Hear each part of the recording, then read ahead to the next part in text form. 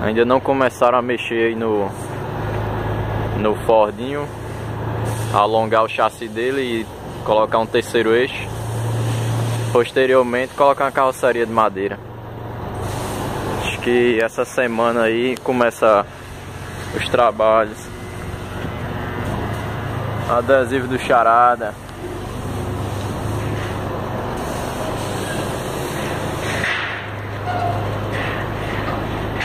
O pessoal aqui faz de tudo. Alonga carreta, reforma, mexe com caçamba.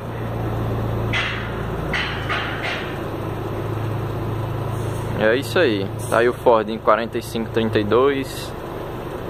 Em breve percorrendo o tapetão.